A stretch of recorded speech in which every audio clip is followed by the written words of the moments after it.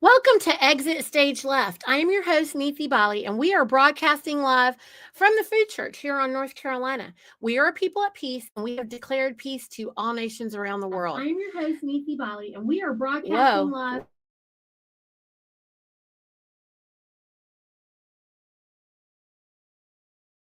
I have like a replay loop going on over here. Sorry, guys. I don't know. I think my technology has taken over. Anyway, listen, if you guys have any questions, please put them in all caps and only enter them once per show.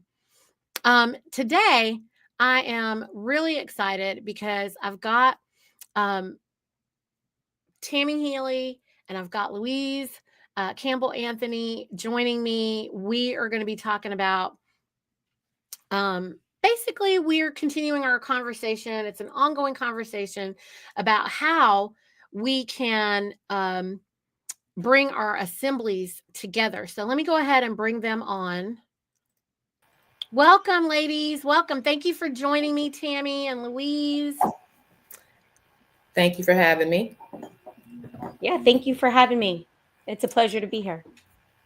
I appreciate both of you making time for us to continue this Exit Stage Left conversation. I don't know what was going on with my technology over here. Hopefully I was able to clean that up. Okay, ladies, we both had a discussion.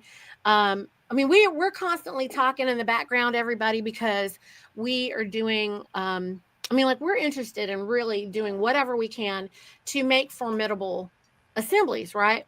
And there are different topics that we've been going over. And so today, it's like an ongoing thing about communication. And so I'm going to throw another little wrench in here for us to discuss, because I think that it's really amazing. I mean, both of you bring so much knowledge, and it's really wonderful to hear you off the cuff, because you're very knowledgeable and experienced, and I think this is going to make for a great conversation. So don't be upset with me for doing this, but I was listening to the audio book that Deborah brought to our attention, put on stage when she was here. And so I've been listening to it. Tammy, I know that you're reading it as well. And so as I was going through that, then it really struck a chord with me in the way of basically it was the thing that struck me about the book was that I am not competitive. And it was something about me that I never really thought about until I was listening to, or, like I was going through the book.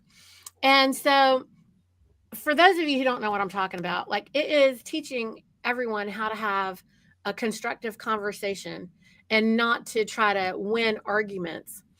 But here's something I want to put on stage, is that the corporatocracy that has raised us all, okay, it instills competition.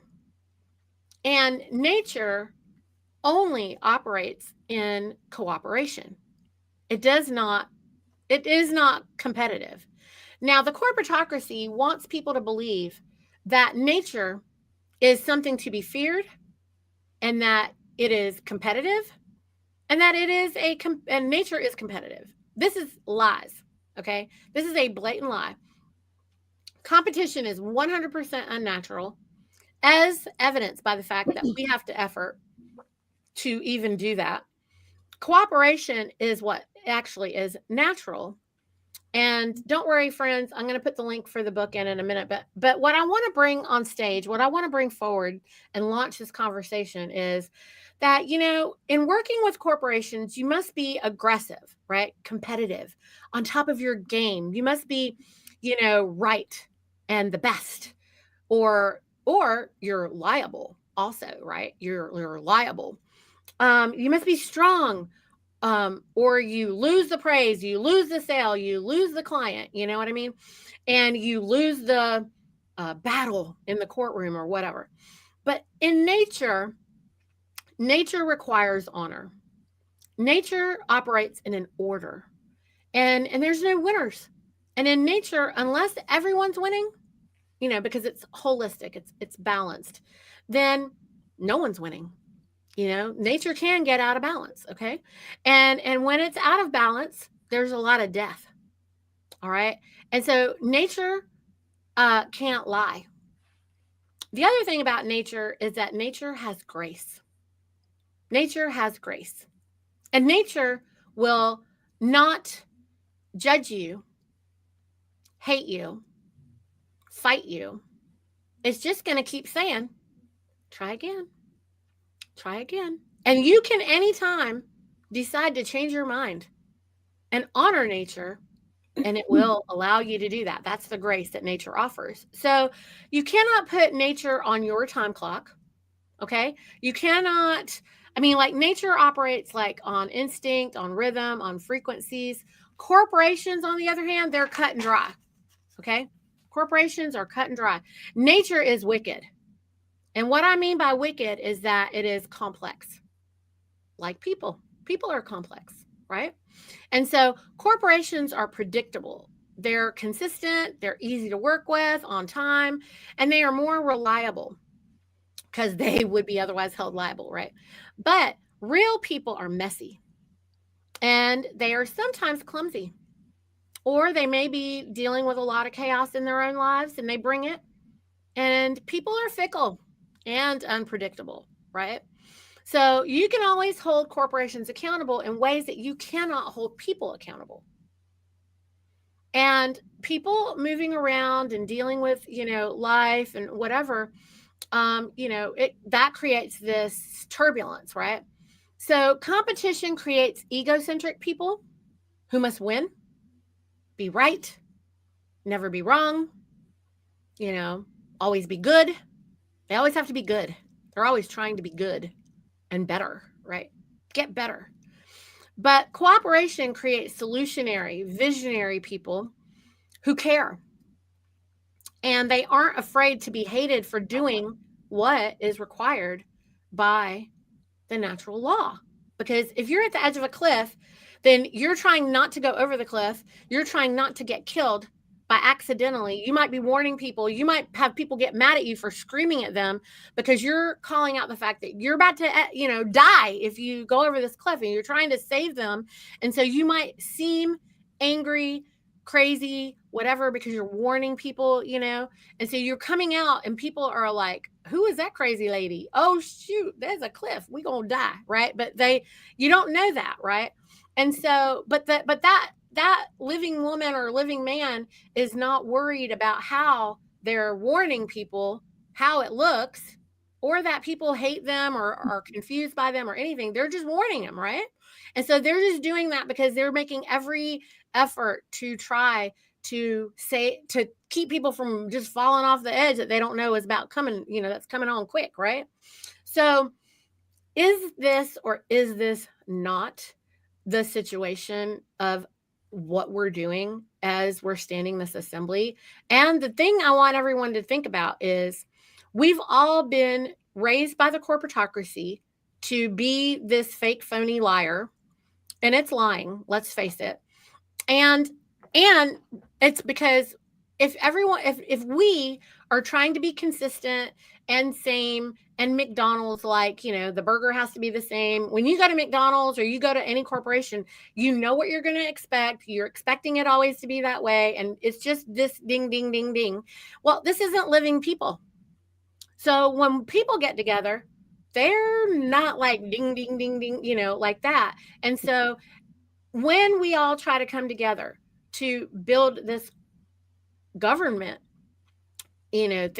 this thing, what are we doing, right? When we all come together, well, we don't even know how to do that, because where is the assembly line? Where is the instruction manual? Where is the baseline of how this is supposed to look? Oh, you look like crazy. Like, I can't tell you how many people tell me they don't like my voice. They don't like my tone. They don't like my message. I don't really care, because what does Anna say? We're not actors. We're not acting. You should view us like the people warning you that you're about to go over a cliff. And we just try and tell you the message. And if you want to kill the messenger, then you go right ahead. And And we just don't care. I don't need your feedback on how to make it better. I don't care. And I'm not listening and I'm not paying attention because I don't care. I'm trying to keep people from flying off the edge over there and dying. And that's all. So, Yeah. Be as offended as you want to be. I don't care. So, what do y'all think, ladies? I yield. First of all, if you don't mind, I did want to say, because you were talking about collaboration and working in collaboration, right? And I do want to say that Louise and I have been working together, gosh, almost is it 2 years now? Is it that long, or like a year and a half? I don't know. I don't remember. But I will say that Louise is probably one of the most hardworking ladies that I've met in the Assembly. I know that she keeps professional, and whenever there's ever a doubt of something that she's doing, I come to her and ask her about it. And sometimes we may not agree on things, and we respect each other. That we have a difference of opinion. We've never had any issues with working and moving forward in this project that Louise has created. But I just want to say that I'm blessed to have been working with her, and I'm so appreciative of the project that she's brought together for outreach, more importantly. And so that's one thing I wanted to say. And then this whole thing about competition, that's a very interesting thing. I think competition is best to be saved in the arena of sports, right? Those are the kinds of places that we want to keep competition. And even there, I know for me with my kids, it was more important for them to learn good sportsmanship and team building and these kinds of things. Those are the lessons that I wanted them to learn, and how to have good sportsmanship. But as far as like working together, towards a goal together, there is no competition. I love the fact that I can sit here and say, Niti, I think you've done an amazing job with the podcasts that you've done and you've continued to do. I can sit here and say, Louise, you have put an amazing project together, and I can compliment you and appreciate you. I'm not in competition with you. and that I think is a concept that everyone across our country needs to grasp.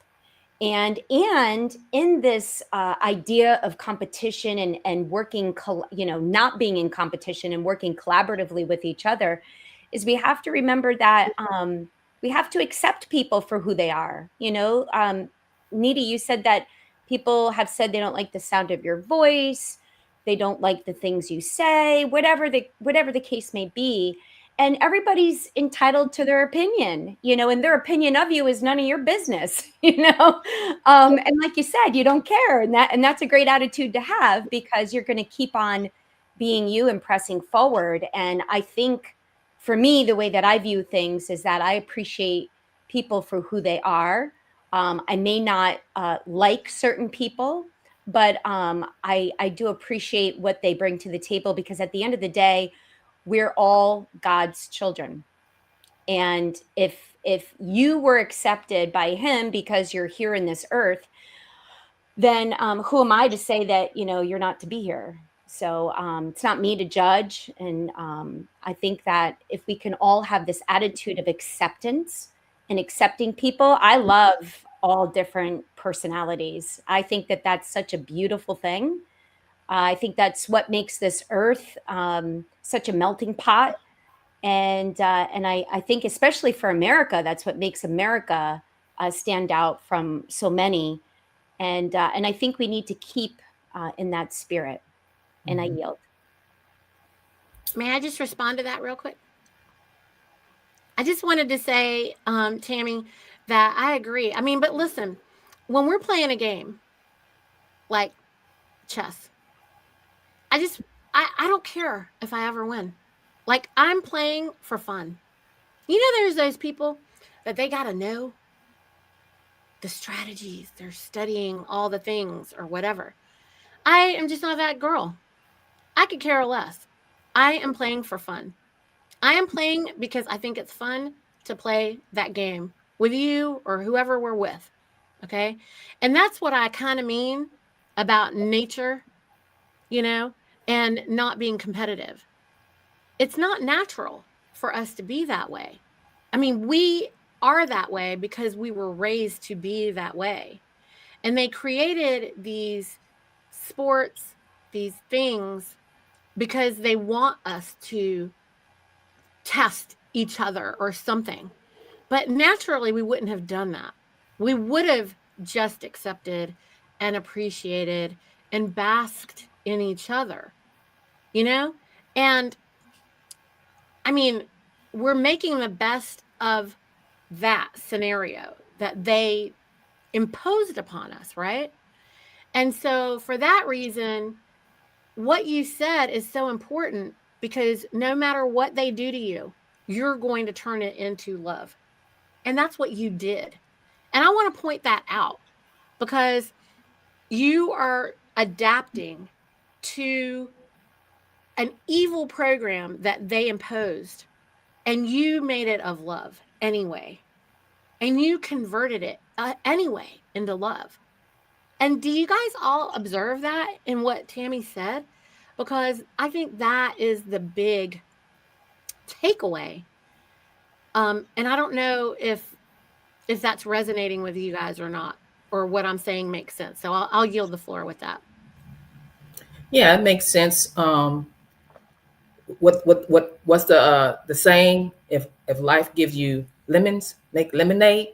So yeah, it makes sense to me. And going back to what Tammy was saying, as far as the project that was created, and I say this honestly and truthfully, if it wasn't for Tammy and Joe, we wouldn't have that project. They saw something valuable in the project that could complement all of the state's assemblies. They saw how it fit into the vision of what we're trying to do here with making formidable assemblies, reaching out and bringing people home. They saw the potential it had. And so they invited me in. They didn't feel threatened. They didn't feel like, because Tammy is the international outreach visionary. She started that. She didn't say, oh, Louise she's starting something big and it's going to compete with what I'm trying. No, she didn't do that. She saw how it complemented what she was doing. Joe saw how it complemented what they were doing and said, hey, come over here. Let's collaborate. Let's put our pieces together and let's see how we can make something, big, make it work. And that's what I see happening with you and I, us three here, with people in the assemblies. We wanted to see more of that in the assemblies. Even with my project coming, we're developing it. It's launched and everything. But I do get that sentiment that people think that I'm trying to make them do stuff, or I'm trying to take over something and make it all about Louise. No, I'm not trying to do that. Matter of fact, if it wasn't for Joe and Tammy, I would be doing this by myself, because that's what I was planning to do by myself, not ruffling anybody's feathers or trying to influence anybody or convince you that this is a good thing, y'all. No, I wasn't going to try to do that. I was just going to go with what I thought would work and do my part. That's what both of you do. Tammy got in trouble for the same thing. She wanted to put all Americans on stage. She keeps saying, everybody, all of my friends, when I talk to them, or anybody who I talk to in the street that I want to do outreach with, say, who are these people? Where are they? So she was just like, oh, crap, I got to show them who they are. And so she tried to make a way to show them. I thought the same kind of thing, but I thought about it in a completely different way. But I was so glad she was doing that, because that's one less thing I got to do now, And then I was like, oh, cool. Well, I don't need to do that. She's doing that. I could do this, right? Okay. And then you're doing that. But, and this is why we're here together. Every single time the three of us, or there's like five of us ladies, we have this conversation. Every time we have a conversation, every single one of us come at it from a totally different perspective.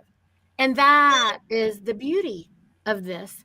It is what allows us to actually, I'm gonna mute you, Louise, because what I realized is that it comes out of your speakers and it comes back in, and that feedback is what was happening earlier. But anyway, just make sure you unmute whenever you're ready, because I didn't do it to stop you. It's just so that we can talk and it won't feedback. Okay. But anyway, when we all get together and we do this, we come at it from such different ways. And so when Debra-Ann introduced the book, which, by the way, friends, I put the link in the chat here so everybody can know what book we're talking about, which is called, I've already forgotten about The it. Next Conversation. Yeah, The Next Conversation. So anyway, it is a really, really good book. But what was fascinating when I was listening to it, and I was doing the audio version because I was trying to get through it real quick while I'm doing a bunch of other stuff, and they had it in audio. but when I was listening to it, I was like, oh my God, I don't even know that people think this way. And the fact that she felt the need to share it because obviously people think this way. And then I thought, oh, I do observe people reacting this way. And so they must think that. And then I thought, oh my gosh, no wonder they think this. And so it was amazing. But, until all of us start talking to each other, we don't really know, why people are doing the things. And I kind of feel like I've been so outside of that corporate mindset for a very long time. And so it's difficult for me to know that there's people who are made to think those things. And frankly, it makes me really sad that they feel that they have to be perfect. And I hear people say this word, perfect. And I never could understand, why are they acting like it matters? Who's trying to be perfect? Nature's not perfect. It's the beauty of nature is the lack of perfection. Perfect is not even great or beautiful. It is the chaos of nature that is so like that strikes that chord of that leaves us in awe. Yeah. I have a saying. Oh shoot. I'm sorry, I unmuted you. I have a saying on a plaque in my bedroom. It says, life doesn't have to be perfect in order to be beautiful. So yeah, I agree with that. Let me add a perspective, because Niti brought up the fact that we come at it from different perspectives, and it's okay. So Niti brought up competition.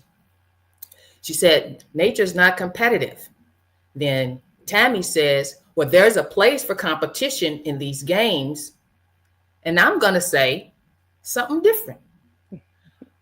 When I think of nature, I do think of competition. When the lion is trying to be the alpha male and trying to get that woman, that lioness, they're competing for her favor. Yeah. Or the birds, because they have the plumage and the colors, so that they can compete for that woman's favor.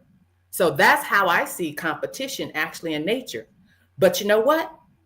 We all said those differences and we weren't fighting. We didn't say, no, you wrong. It's this way. No, it's perspective. What side of the lens are you looking at this on?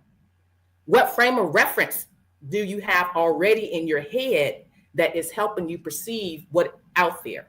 How are you interpreting it? And that all goes into play when you try to conversate with somebody. We have to understand they coming from another frame of reference, from a different perspective, and honor and respect that. Allow them to have their difference of opinion, because we're not all the same. That competition that you speak of, that competition is what creates formidable men. That that competition that Louise is speaking of, it honors procreation. It is the expansion. That discomfort created by nature, that pressure that nature creates is for the expansion. That pressure, which you can call it competition, you can call it like several things, but that pressure that Louise speaks of in nature, that is the magnetism of the herds that are miles wide and miles long, that put pressure on the ground to attract the ancient seed bed that brings the plants up.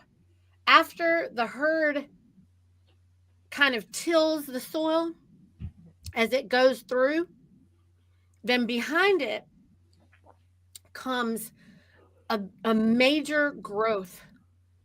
And so once the animals have tilled the soil that way and put that pressure, because while they tilled it, they also were defecating and, urinating, and that fertilization all happened in one powerful move. And then behind it comes the massive growth of the plants. And it doesn't even require any man to come through and put seed down, because those ancient seeds from the plants that were there before, the native plants, all come rising because they were called by this herd.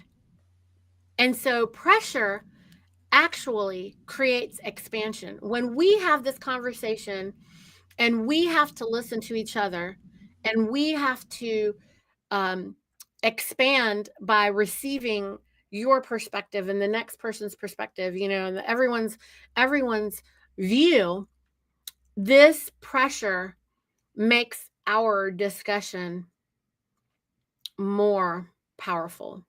And that competition that she spoke of between men for women or between women for men, whatever, also brings on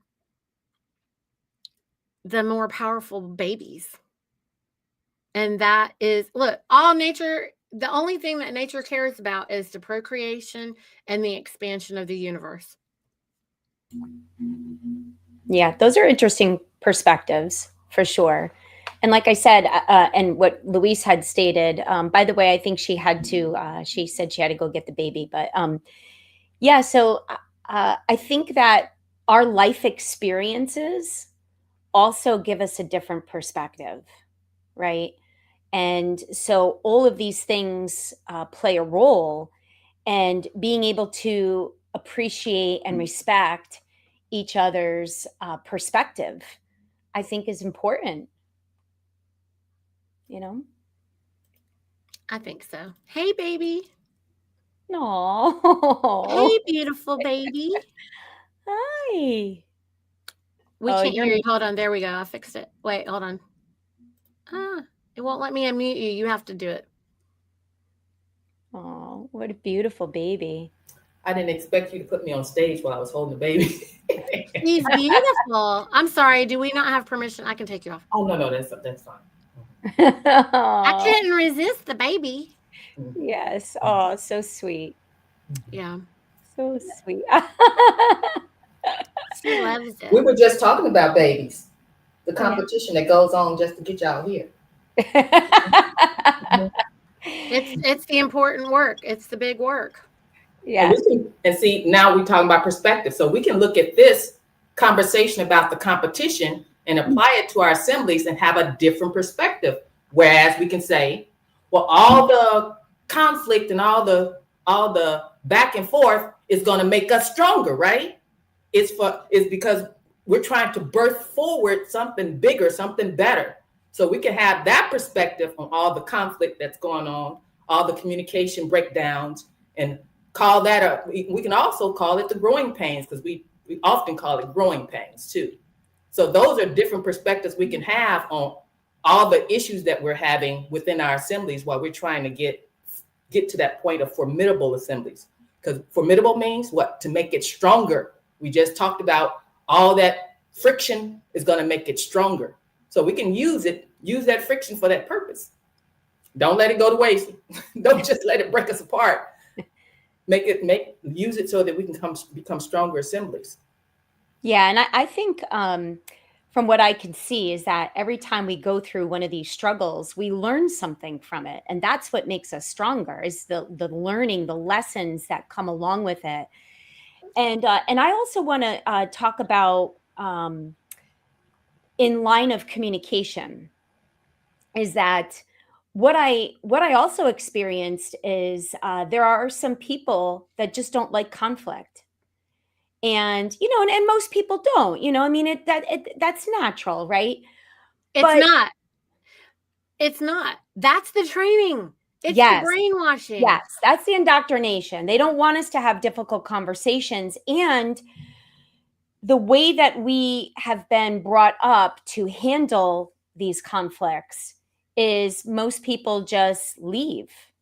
They don't want to be a part of it, because I think from what I can see is that we haven't been taught how to communicate properly with each other. And that's one of the things I love about this book.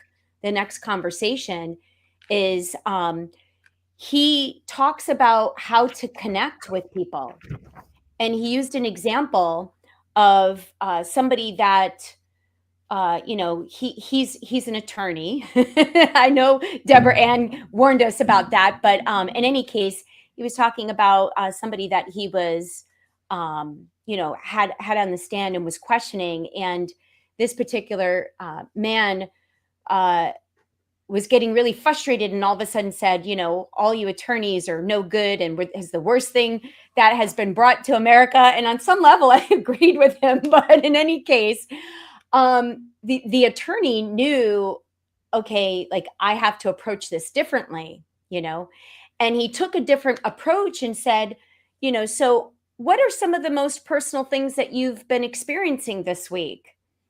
And he kind of was like a little dumbfounded by the question, and then let his guard down and said, well, actually, my dad had passed away and I had to put my mom in an assisted living facility. And it's been very difficult because I have no experience with dealing with estates and all this other stuff. And the attorneys are like vultures. And he asked for a break in the questioning. He asked for a recess.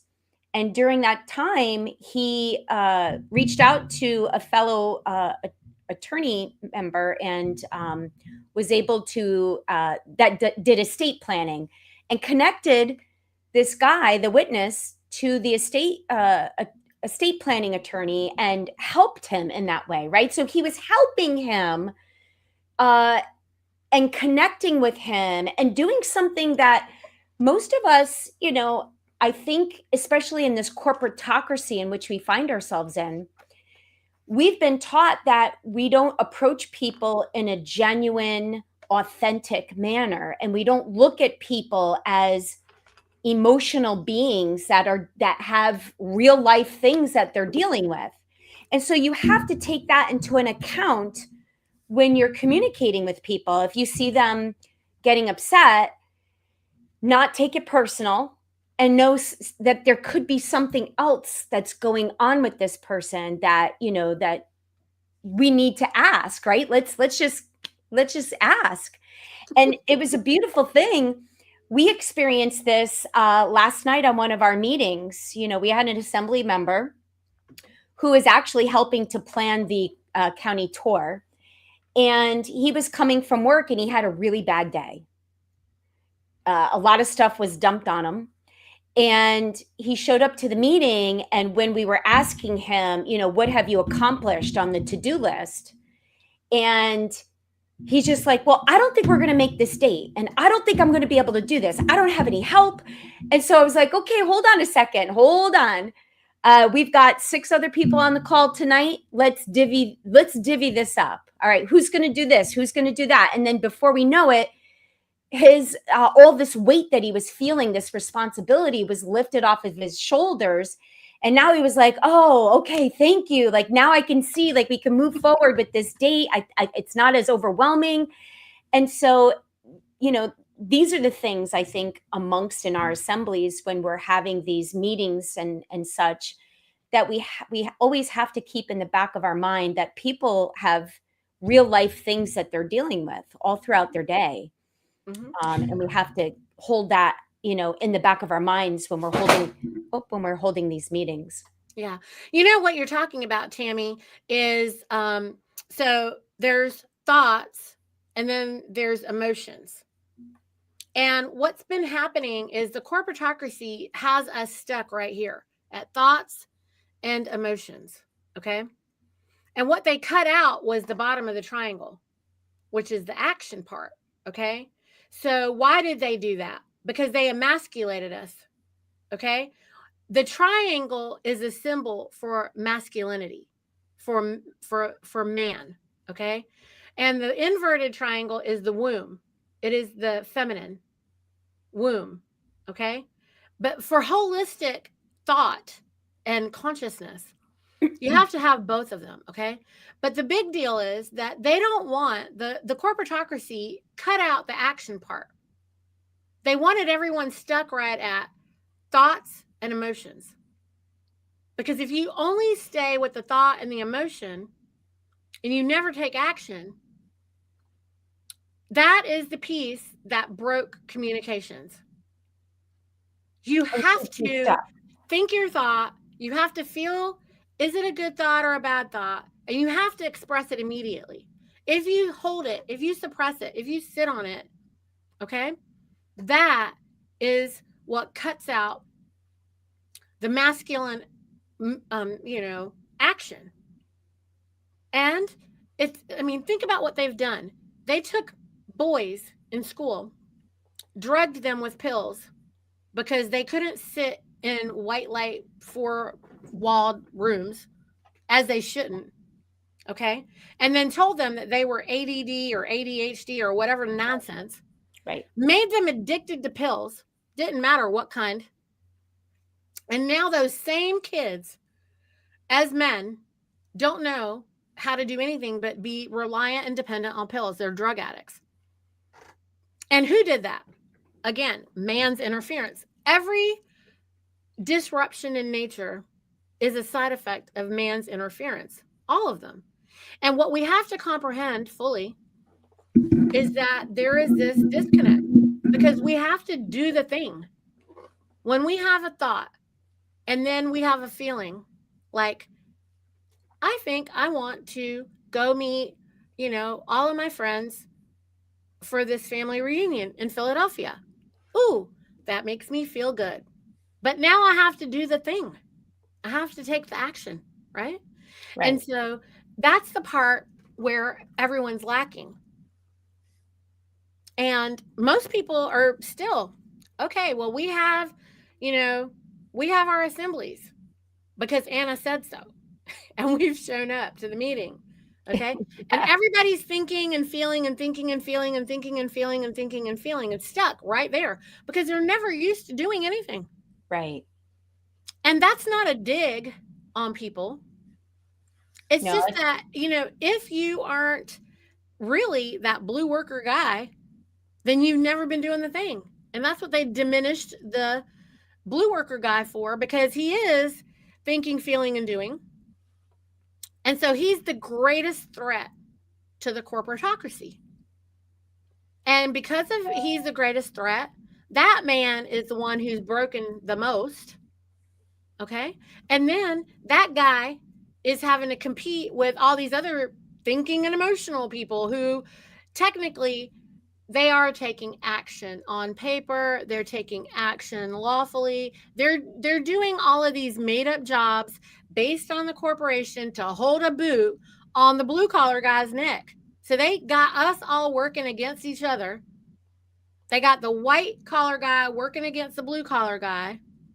And then they want you to think that white collar guy is so great when he is the one who is working for the master to hold all the slaves in check. The doctor, the lawyer, the judge. And so we're going to come right back to this book, The End of All Evil. And the sooner that all of us get this through our heads, I mean, because we got to keep saying it over and over and over again until we get it. And, you know, we aren't trying to compete with each other on our assembly. We just need to get the job done. Right. But we can't get the job done because everybody is walking in circles, intimidated by the bigness of this elephant that we have to eat in the room. Right. So, you know, hopefully these conversations that we have every week, you guys are playing them over and over again. I mean, I'm a part of these conversations and I listen to them, and it's not because I like what my voice sounds like, but it's because I like to hear what the other ladies are saying or what everyone's bringing, and just reminding, because we all need to remember this for ourselves, right? Yeah.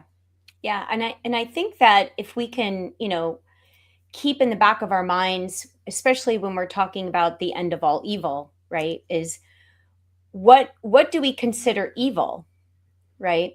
And some of the things that are going on in our assemblies is, you know, we touched on this last week, is the gossiping, right?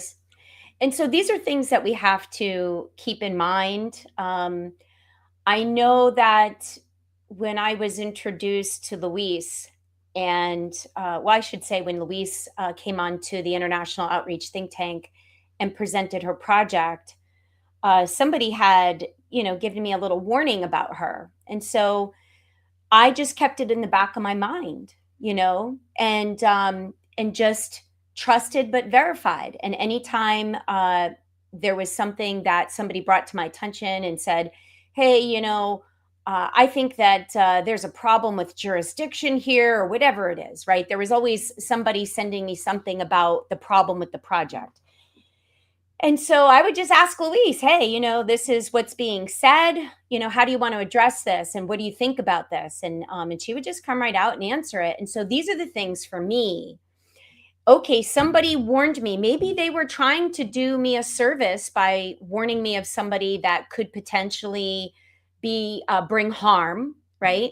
So I kept that in the back of my mind. But every step of the way, when there was something to question, I just questioned. I just dealt with, like you said, the elephant in the room and just brought it out in the open.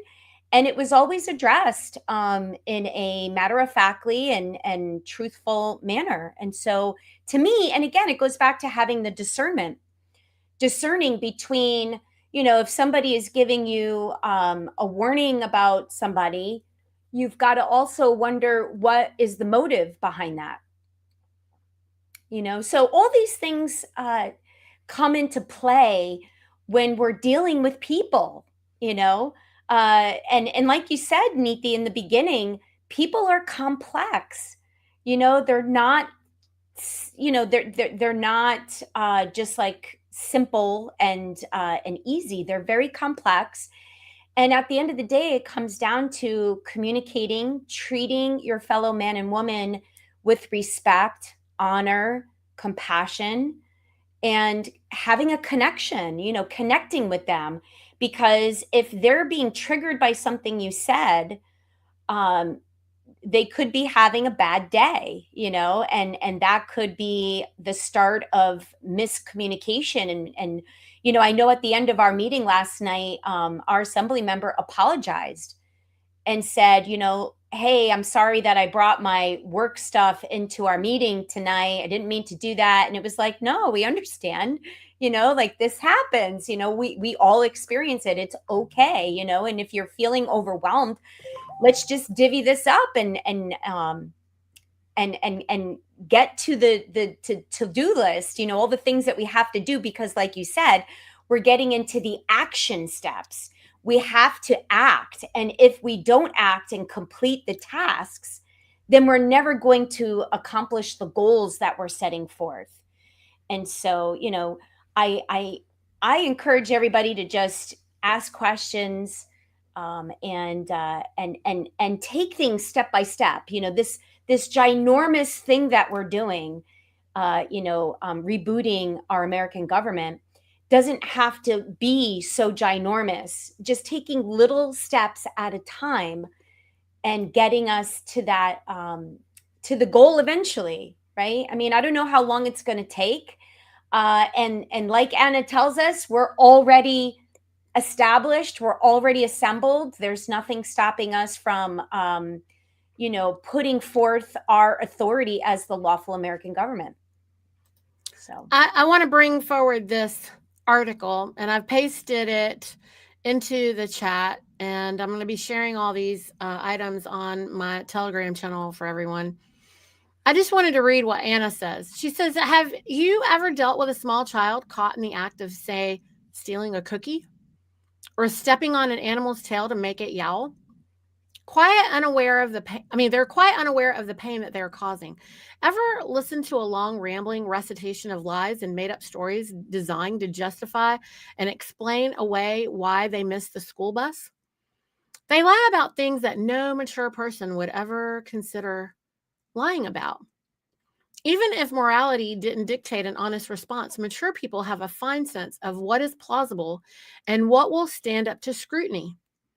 If they tell a lie, it won't be about a blue dinosaur sleeping on the sidewalk or unemployment statistics that are obviously skewed, weapons of mass destruction that don't exist, 747s that hit a building the size of a Pentagon and never leave nothing but a 16-foot wide breach in two walls, or steel girders that melt a normal fire temperatures. And for those of you who did not listen to the Thursday podcast because Anna wasn't there, you missed all the information that Anna wanted you to know. Oh, it was great information. Anna asked me to do this research. She didn't tell me what I was going to find.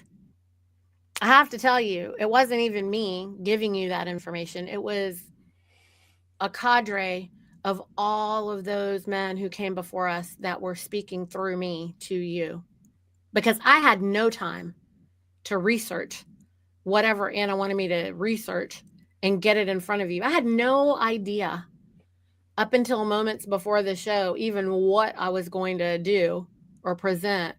And I have no idea how it came out the way that it did. And I had to actually listen to it myself to hear what I had even said.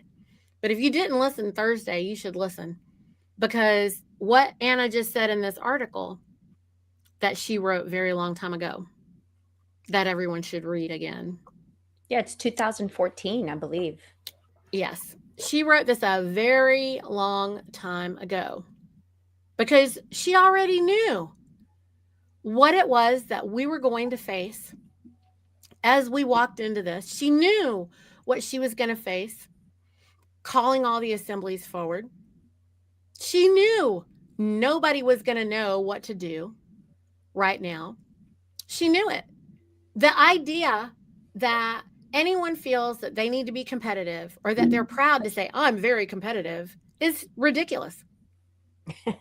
It is actually ridiculous. In fact, I'm not competitive. People have thought I was crazy because I always would say, well, yeah, I'm not competitive. Like, I just don't care. I'm not going to put forth that much effort in whatever that is because there's no reason to do that, whatever it is. I don't need to be on Survivor to prove to you that I'm worthy beyond belief. Like, that's dumb. And $1 million isn't enough for me to go and play this dumb game and try to lie to a bunch of people and trick them and do everything that's completely immoral in order to win the money, because I just don't want, I need more than $1 million to do that. And there's just probably not enough money to do that. And they just want you always to try to compete and win. And now, after listening to this book, I remember, I mean, I can see why Deborah, when I said last week that, you know, we could all win together, she didn't want me to talk about winning. Well, I am going to talk about winning, and we are going to win together. And listen, the way that winning works is that everybody should be winning. If there's one winner, there is no winner. Everyone has to be winning. And that was my point when I said it. And that's what I mean today. And I'm not going to shut up about that either. We have to win, but we can't win if everybody's not winning. And that's actually the way trade works. Like when living men operate in a trade, which is real business, then everyone is winning in that trade. If everyone's not winning, you're cheating somebody, and that isn't a win. And only I can know if I'm winning, and only you can know if you're winning, because maybe what I'm making for you is something that maybe someone would pay me way more money for, or, the appreciation for it could be so much more. But it's worth it to me to give it to you, Tammy, because what you're doing for me is worth that much to me. And no third person can tell me what you're doing for me is worth to me. Only I can know that. Right. I used to always think it was so interesting how people like teachers, and I mean good teachers, would get paid so little in comparison to like a CEO of, say, Pfizer, right? And or the doctor, Tammy, right? Yeah. Like how do you make a doctor supposedly by teaching them, but you can't make as much money as the doctor? Sorry. Yeah. Yeah. So those things I can remember early on. And if you think about it, because this is how they created this false matrix that, this system that we're living in, is that I think kids are being taught to choose their professions in life, not based on their God-given talents and skill sets, but based on how much money they can make in whatever profession they choose, right? So that the doctors, the lawyers, and the big CEOs, right? Those are the ones that make the most money. And so they're choosing their profession based on, those reasons. So, and who decides what that's worth? And right. And also it's the corporatocracy. this is all lies and bullshit, y'all. Like, look, everybody gets mad because I keep saying the word bullshit, but what is it? It is bullshit. Okay, that's all it I is. say so if they like it better because they don't like swearing. I say bullshiggity. It's a bunch of bullshiggity. It's the shiggity shaggity shiggity. All I'm saying is it is poopy. Yeah, It's the poop. It's nonsense. What is this nonsense? Like, I can just tell you that, a gold bar isn't worth to me what my time with you, Tammy, in the flesh is worth to me. I'd rather hang out with you than to have that gold bar if I were to be given a choice. That I could have a little bit of time with a friend or this gold bar. Yeah. Well, we've idolized money so much, right?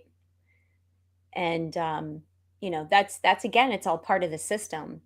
And so, we're hoping that, our people are waking up, and like we're being told, we are the intrinsic value.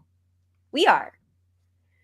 It's our creativity, it's our work, our labor, what we put into things is what brings value to it. Right. I mean, and this is a really important statement. We don't have teachers anymore. They're mind control propagandists. It's true. It used to be that a real teacher used to make an assessment of all the babies in the space and then try to, like, the great reward for the teacher was to get to where that baby was able to comprehend, oh, that says adult in the room, or whatever they could read, right? And that was just a great reward. But now we're finding out that 1 times 1 shouldn't be 1.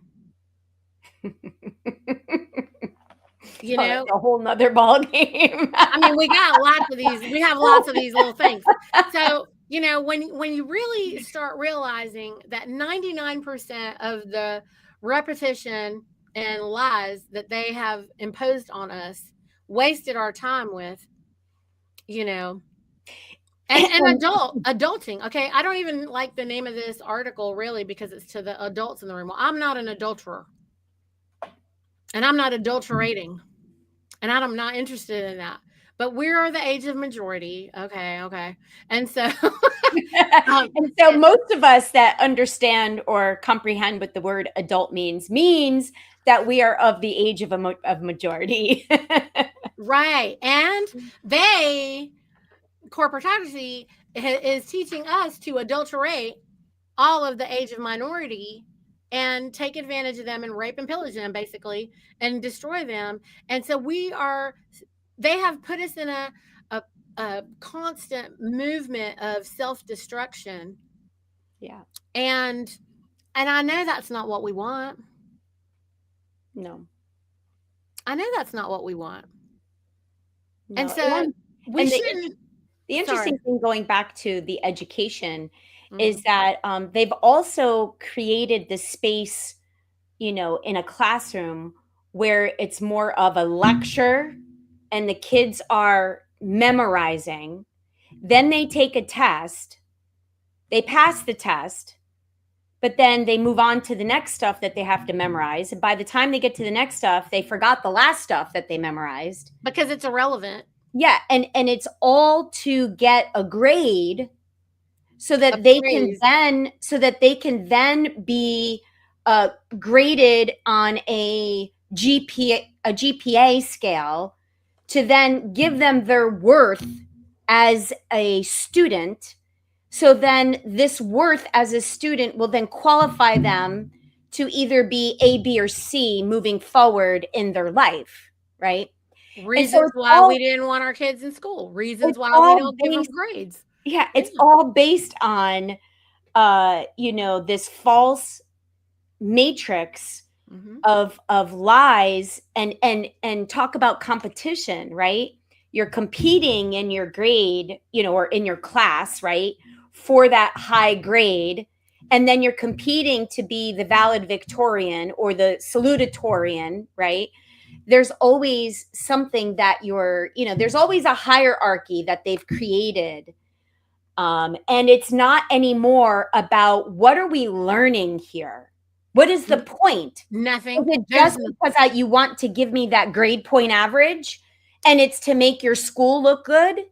Because you've got all these students that have these high grade point averages, or can they, when you go back and you survey these students after they've graduated, and you can actually test them on their knowledge that they've consumed over those 4-year period, can they recite and tell you, certain things that they've learned, or was it just one big blur? I could tell you, for me, when I was in high school, there was a lot of things that I don't remember, but the things that I do remember, we had a marketing program where we had a school store, and the marketing department had to run that school store. So we learned business, how to operate a business. We had to keep stock of all the, materials that we were selling. And we had to display everything. We had to do a display, showcase our merchandise, right? And we had to keep track of the merchandise. We had to run the store. So somebody had to be working the cash register. And all these things that we learned, that was probably one of the most important classes I think that I had, because it taught me more of a realistic, applicable, right? I was able to apply it in my life moving forward because I did start my own business. So it helped me in that manner. And then everything else that I remember in school was we did a lot of outreach for community. And we did a lot of community service. And that experience with creating events and reaching out to our community and getting involved in the community, those are the things that I probably remember most as far as an education goes. And home ec. I mean, everything you're saying, we ran the school store just like that. And then the other thing, I don't know if you guys had this up north. I mean, everybody's system's a little bit different. But like when I was in the 5th and 6th grade, they did a test. They did a combination class. And what they did was they did a 4th, 5th, and a 5th, 6th combination classes. So I was in that program for middle school. it was like the AGGT or whatever they were calling it at that time, like gifted and talented or whatever program at the time. And so from 4th, 5th, and 6th grade, we were in combination classes. And in those combination classes, fascinatingly, all we were doing for all the 3 years that I was there was creating enterprises. And so I remember one of the enterprises that I created was crossword toilet paper. Okay. I mean, I know this is so dumb, but like, you know, I was like, oh, and I remember just creating a package of toilet paper that had crossword puzzle on it. And then, you know, like you're going to pull it and do the crossword puzzle while you're on the toilet. Okay. So it's like, you know, but I mean, but I had to create the product and I had to, you know, figure out, you know, the costs, market it. And I had to go through all, and so the whole year was invested in or at least my 4th grade year was invested in this toilet paper project. Okay. Great. And then in the 5th grade, we were doing more of a business management thing. And then, I mean, but those 3 years, I learned more because by the time it was all over with, I knew how to create a business, how to market a business, how to financially sustain and manage that business. And also in the 6th grade, we did more research. It was more of a research thing. And no one else really did that. And then we never went back to that. And then we went back to like the dumb school program again, like, you know, afterwards. But I feel so fortunate that I had that opportunity to be in that. And it's the only thing I remember. It's the only thing I was able to apply. And also my home ec teacher, my driver's ed teacher, because our home ec and our industrial arts, because it was hands-on. Right, because those are all the things that teach you how to do the things. Yes. And so you have to do the things, like you had to learn how to wash dishes. You had to learn how hot water mattered to wash dishes. You had to learn how to cook, how to bake, how to clean up, how to set a table, how to whatever, you know, but that taught you how to run a household. Okay. Right. And then you had to learn how you would plan a meal and how you could do some before and some after and whatever. But I mean, I don't know too many people that know how to do any of that stuff, but like we actually did. And then like how to build a bookshelf. And then I remember like how to change a tire and then how to change my oil. Yeah. Practical things. Right. And so, I mean, we knew how to take apart and put a carburetor together. Of course, now I don't know where the carburetor is. I don't know what to do about it. I don't barely remember. But if somebody were to put a carburetor in front of me now, maybe I might remember again. But like I remember all of us going home with a carburetor and we had to like play with it and then bring it back and put it, you know, like take it apart and put it back together. And now I can hardly remember what it was for. But I'm just, you know, I'm joking. But and if you were able to kind of expand and continue, right? And I think that, you know, if schools did that in middle school for you, right? Mm-hmm. And you were able to see what your niche was, which out of all these that you were doing, did you enjoy the most? And then expand on that in your high school years, right? Like let's gear towards those things, like keep some of the other, you know, more core classes. But and again, like, you know, my son came home and was you know, he's been homeschooled. He's now going to a private school for high school. And he had to take a biology test and he was tested on the parts of a microscope. So I said to my husband, I said, do you remember the parts of a microscope? He's like, no.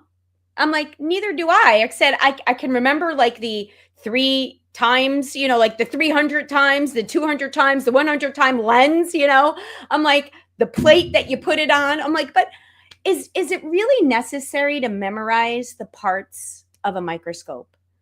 And so to me, it seems pointless. Why wouldn't you just give them an overall view of the microscope? Unless, of course, you're going to be using this microscope for every single experiment that you're going to do. And it would require you to know the parts of the microscope.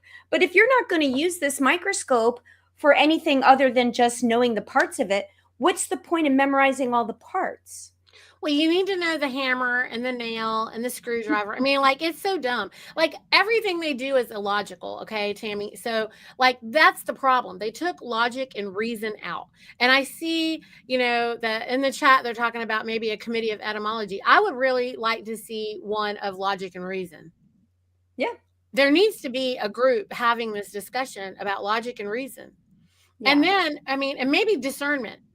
Because what needs to happen is when, before you go to the ombudsman, which you never should go to fix a problem, because you should go to the person, you should maybe go to this group of people of logic and reason, because I will tell you already what the problem is. In every single argument that someone's having as an adult, they're dealing with people who are not mature. That's number one. Or they're paid to oppose you. So figure it out, because you're not stupid. Right. One of the other and then I'm sorry, I just want to finish making this one point. Is the next thing is that it is only people trying to control people. And that is all. And we're not here trying to control anybody.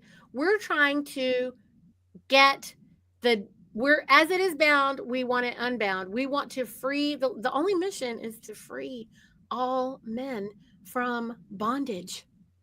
How do we get from here to there? Oh, we need the law. We need to enforce it. And as it is bound, we unbind it. And then we can fire them. Right. That's all, right? I yield to you, Tammy. Sorry. Yeah, no, I think that, another thing to keep in mind with our assemblies is, when you were talking about control, right? The way that I do something is probably going to be very different than somebody else doing it, right? But what does it matter what way we're doing it if we both can get the same result, right? Because that is not the mature point, Tammy. If you and I have decided, okay, we're going to walk to Florida from New York, okay? Oh, God, I know, right? But we're just going to do it, girl. We just going to walk, okay? And when we start walking, then I am sure on that walk, there will be obstacles, right? We're going to go, oh, there's a bridge, but there's so much traffic, or there's not a bridge, and we got to get across this body of water. What are we going to do? Well, you're going to say, I want to do this, and I'm going to say, I want to do that. Me and you are going to have to box it out until we figure out what we're going to do, and then we're going to have to go with it. And if we do Tammy's way, Tammy has to own it. So that if we have to have turned around to go the other way because we got an obstacle, Yeah. and then I have to have enough grace to be like, I told you this wasn't the right way, but we did it. And okay, there's a reason that we had to do it. And so let's just be joyfully going the other way. And then she'll be like, yeah, you were right. Okay. And we just turn around and go the other way. And then we can just do that. Or what? We going to fight the whole way? Like, that's stupid. Right. Also, I can't handle that energy. And you can't either, because we're just going to have to suck it up and keep going, right? But I bet by the time we get to Florida, we will really know each other well. We probably we're going to be probably inseparable. And we will have a lot more respect for each other. And this is what's happening on our assemblies. Right. When we get done with this, it's going to be so strong. Yeah. And I love listening to other people's ideas, because they may be seeing something that I'm not. And I like to keep an open mind to see, hey, if you can do this faster, better, let's go with it. I'm open for it. So, yeah, and if I had to walk to Florida from New York with you, that would be an adventure. Absolutely. I mean, girl, we would be so in shape and everything would be so good by the time we got there. And then we would be able to just enjoy the sun rise. I'd collapse on the beach. Yes. Yeah. I mean, look, we all have to have that attitude. you know, and we all need to realize what's going on. But we have to know that evil is working against us. This is a spiritual battle between good and evil. And, if there's somebody pushing you that hard, what is it? Why? All you have to do is say why. Right. Like, why? Right. Why? Right. And I mean, I've heard everything. People are just like, well, you just want to be in charge. Okay, no. Also, if we're walking and you're not walking, and I'm the only one walking, I guess I'm going to be down there and you're not. Right. So we will just leave the door cracked for you. And I think that, Tammy, if you and I actually did try to do that walk, we wouldn't arrive there alone. I bet you that if me and you tried to do that walk, we'd have a world of people walking with us by the time it was over with. And it would be the greatest adventure we've ever had. And friends, this is what we invite you all for. Yeah, I'd love to see our assemblies in unison. I know we'll get there. Like I said to you before, I've met so many amazing men and women from the states that I've interviewed, and just a lot of them, you don't see in the spotlight. They're working behind the scenes, and they're more of the observers, so to speak. And but they're the worker bees. They're doing all the amazing work behind the scenes, and getting it done. And so I think that when people realize that, I got to stop all this bullshit and just get to work, and hey, if I don't like Niti's voice, I'm just going to grin and bear it and work with her anyway. If I think Tammy talks too much, I can just tell her, hey, can you stop talking and start working? I don't take personal offense to that. In fact, one of my coordinators said, yeah, sometimes you talk too much. But it was good feedback, because then I was like, oh, okay, well, I got to get them talking more, so. Yeah. I mean, look, I don't have a problem being quiet. I can go cook. I like to go cook and be quiet. And then I can feed Tammy. You won't have to listen to neither one of us. And we'll just be cooking for everybody and getting things out there for you. And we can give you the nourishment that you need so that y'all can do it, But we're just here to cheer everybody on. Yeah. And look, we need the whole earth. We need everyone on earth to join this. That's what we want. And it's happening. I was just listening to, I stumbled upon, I found a video on YouTube about common law. It was like, a 5-minute video. It was really well put together. And it was by some woman named Rachel something or other, but she was from England. And so I subscribed to her channel, and I started watching some of her other stuff. And, they're gathering like we are here on our state assemblies and talking about the same issues and talking about the same stuff. And I know Australia is busy. I know South Africa is busy. I know all these other places are really busy doing the same thing we're doing. And so it's happening. And it really is a beautiful time to be alive and experience what we're experiencing. It's all of Africa, all of Europe, all of India's trying. I mean, everybody is working on this. Okay. Yeah. And so look, we are rooting for mankind. Yeah, absolutely. All of mankind. And so we'll continue the conversation next week. Yeah. And I really appreciate all your time today, Tammy. I know I've promised everybody just an hour, and we get gone a little bit over. I know that Louise is taking care of the baby, you guys, and we really appreciate her participation. And we love all of you guys for tuning in and for replaying and sharing this. And let's just get everybody moving. Let's get it going. And love already won. Yes, absolutely. Sending love, big love. I don't know if you can see that. Big love out to everybody. Thanks, guys. We'll see you next time at 1 o'clock for Exit Stage Left. Join me Thursday. I don't know if Anna's coming or not. I asked her what she was in the mood for. She might give me another research project. I don't know. But I'm here for it. We're here to serve her, and we're here to get the information out. What I know is October is big.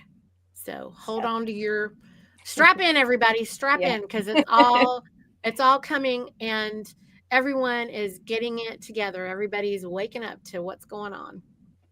Thank you. Thank you.